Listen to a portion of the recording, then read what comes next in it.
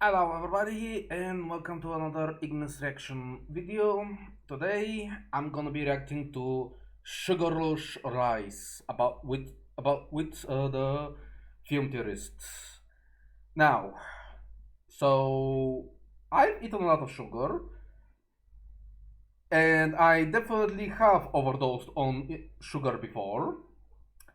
And I'm generally a hyperactive person in like my real life. Is sugar to blame to that, or is it actually the fact that I'm just in general a hyperactive person? I do not know.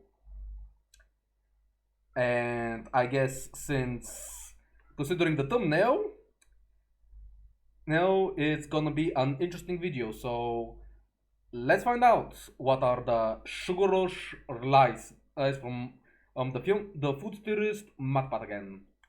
I know it's been like 4 videos in a row about all tier videos, MatPat and all, but I don't know. This week I just kind of like his videos all around. But in general, I do plan on making other the reactions and stuff to other things as well. Some Dingo Doodle stuff, some abridged series reaction. I have a Dead Battle video that I'm gonna react to soon, like the Vegeta, not Vegeta, Frieza versus Megatron on Dead Battle. I'm like really looking forward to reacting to that. And let's see. But for now, let's see what this video is all about. And yeah. If you enjoy if you enjoy my reaction videos, leave a like, comment, subscribe, right, all that good stuff. Comment down below what other the reaction videos you would like me to react to, and yeah.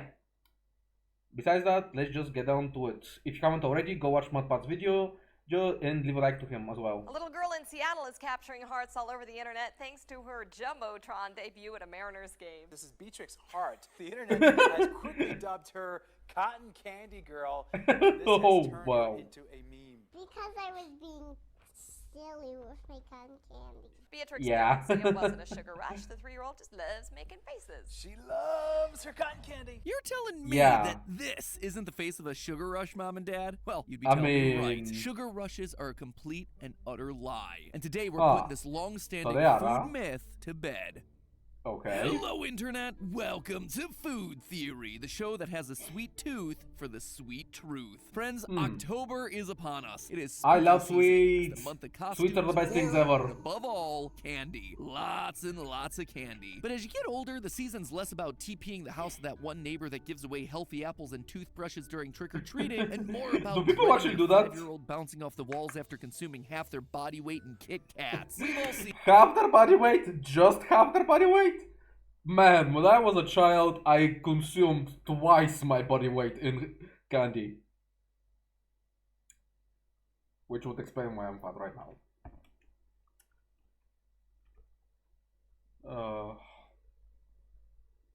I'm fat. I'm really fat. Anyway, let's get on with the video.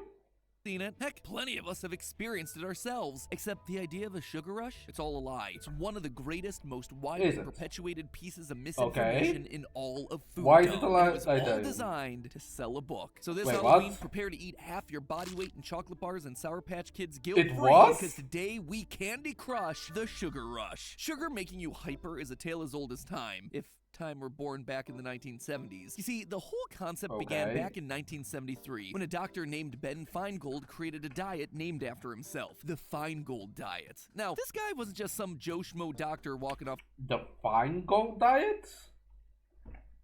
What? The fine gold diet? Does it have something to do with like the fine guys? I kinda doubt it, but what's actually been happening with the fine guys? Like, are they still making reaction videos? I have no idea. I should be wary of this considering I'm making reaction videos, I guess. Yeah, well. the streets, he was a prominent figure in the field. He had studied under Professor Clemens von Perquet, who, among other things, was the guy that originated the term allergy. So, yeah, kind of a big deal. The point is, when Feingold came out with this diet, people listened. And they listened even harder when he said that his diet was going to be the thing that helped treat hyperactivity in kids. Because on behalf of all the tired, overworked parents out there, if someone says they know how to make your kids behave better, boy, do you listen. The basic premise of the Feingold diet was that kids were becoming more hyperactive due to all the additives and artificial flavorings present in their food. While he didn't directly point to sugar as the cause of all that hyperactivity. Honestly, when I eat sugar recently more, I more like crash my energy levels crash way more when I eat sugar right now. Is it just because I'm getting older?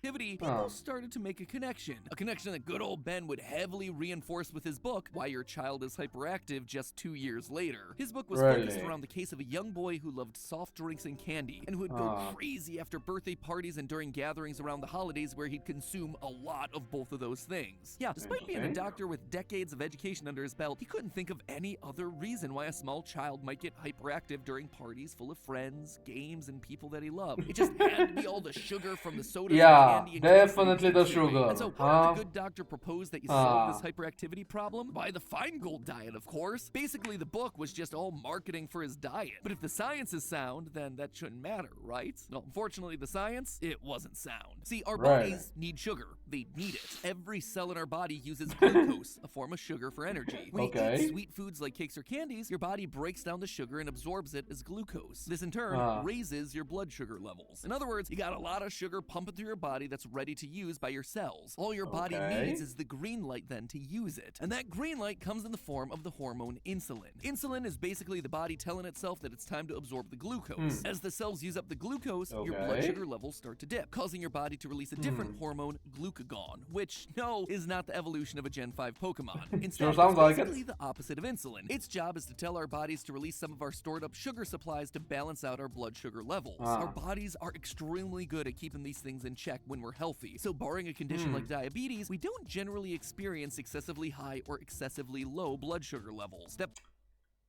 Honestly, I might experience it in like the future, considering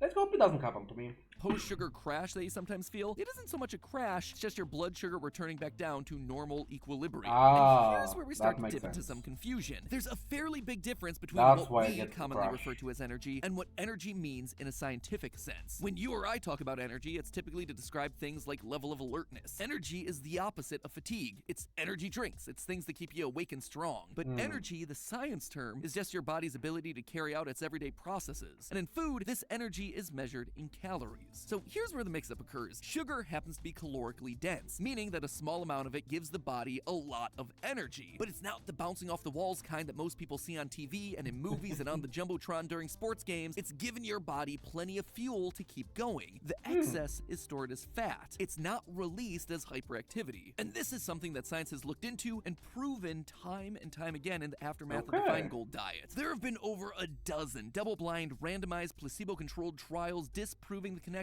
between hyperactivity and sugar. And it's worth noting that that jargon dump of words right there, that is the gold standard we're talking about when it comes to scientific analysis, where you've eliminated all other variables and sources of bias just to focus on one thing and one thing only. And in the case of these studies, that one thing is whether sugar causes hyperactivity. In fact, there was a meta-analysis done, essentially just a combination of multiple independent studies that compiled 16 of these randomized control tests and found once and for all that sugar did not affect behavior or performance of people. So go ahead, eat your fun-sized Snickers and chug your Pixie Sticks till you're blue in the face, or probably more accurately, till your tongue is blue in your face. Except that still doesn't answer the one major question here. Why does the myth perpetuate? Why does it seem like kids get more hyper after they consume sugar? Well, it all boils down to two main factors. The first is anecdotal bias. The issue is when you expect a certain outcome, your brain tries its best to see it. Basically, it's a self-fulfilling prophecy. For instance, there was one study in 1994 where a group of kids were given a sugar-free drink. Half the group's parents parents were told the truth, and the other half were told that this thing was full of sugar. Can you guess what happened? I bet you can. The parents who thought that their kids had just chugged down a mountain of sugar reported that their kids were more hyperactive. Without realizing it, they started seeking out the behavior that they deemed as hyperactive and even changed how they interacted with their kids, which then influenced how the kids reacted to them. It was all a self-generated problem. The second reason for the Feingold fallacy though, is a bit more complicated and actually the complete opposite of what you'd expect. It's actually fatigue. You see, the whole idea of the sugar rush is actually more of a sugar bust. Recent research has shown that sugar actually seems to increase fatigue levels, making you feel more tired and less alert after you eat it. Remember when I said that the sugar rush is all in your head? Well, it is. Like more ways than one. Sugar prompts the release of dopamine in the brain. Essentially, it's the brain congratulating itself for eating a calorically dense food, making you happy and making you crave it more. It is literally altering your brain chemistry to make you addicted.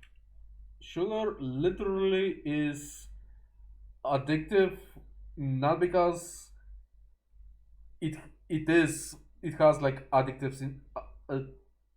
stuff in it. It's because our body makes it addictive. Oh my god, I really need to stop eating like any sort of sweets, or I'm never gonna be healthy. Yikes. That's a wake-up call for me.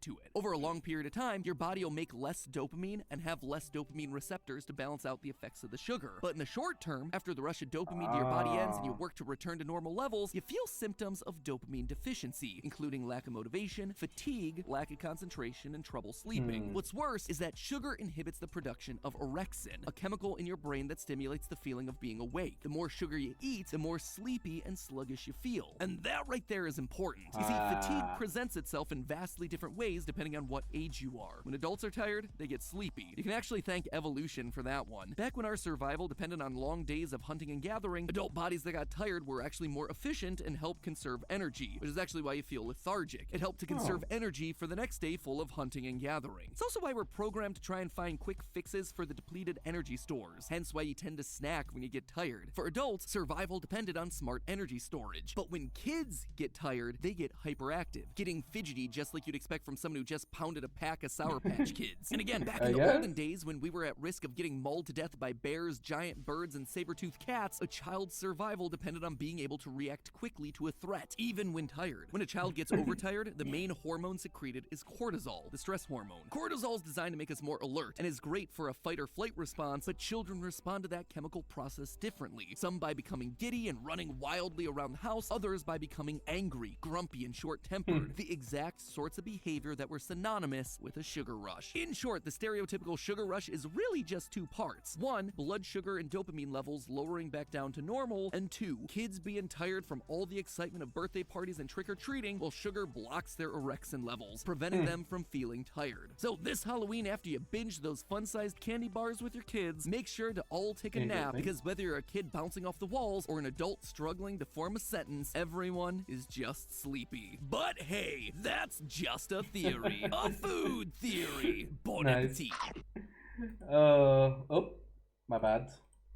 That's so yeah, like this is like why MathPad's videos like are always is awesome. Like in just one video he explained what sugar rush is, he did debunk the myth, and basically they gave me make good advice that I actually, the older I'm getting, like I'm like currently 26, going on 27 in like a few months, and I'm feeling like, and the more sugar I eat, the older I get, the more sugar I crave, the more I eat, and the more tired I am. So I definitely need to lower my sugar consumption levels, because like it's straight up becoming an addiction for me, I guess.